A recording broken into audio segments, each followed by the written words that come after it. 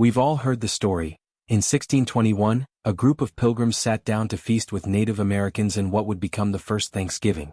But how much of that story is fact and how much is myth? In today's video, we're exploring the truth behind Plymouth Colony and the first Thanksgiving, separating historical facts from the romanticized myths. Let's dive in. The Pilgrims arrive in Plymouth. In 1620, a group of religious separatists, known as the Pilgrims, left England aboard the Mayflower in search of religious freedom. After a rough and dangerous voyage, they landed far north of their original destination.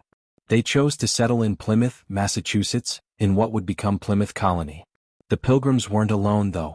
The Wampanoag tribe, led by Chief Massasoit, had lived in the region for centuries.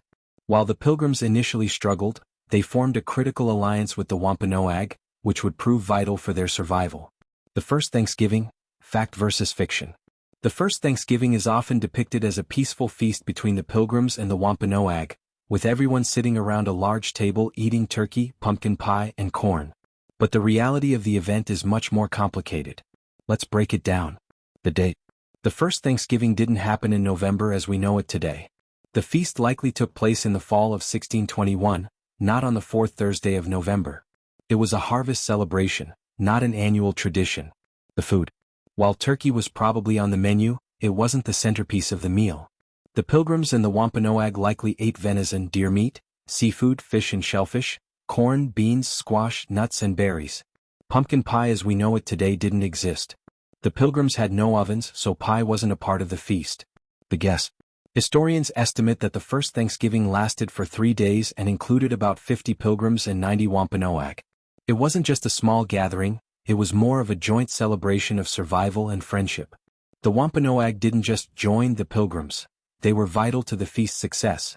Without their help in hunting and agriculture, the Pilgrims likely would not have survived. The atmosphere. The idea of a harmonious dinner with everyone sitting at one long table is also a bit of a myth. The event was likely more informal and involved groups of people gathered around in different areas. The Pilgrims and Wampanoag likely did not speak the same language, so communication would have been challenging but facilitated by the Wampanoag interpreter, Squanto. The true significance of the first Thanksgiving.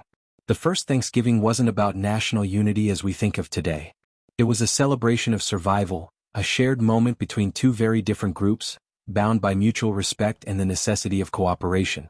The Pilgrims were thankful for the help of the Wampanoag, and the Wampanoag were grateful for the Pilgrims' friendship and shared harvest.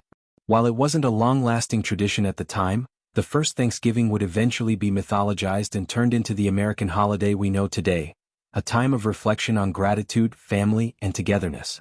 So, the next time you sit down for Thanksgiving dinner, remember that the real story is much more complex than the popular myth.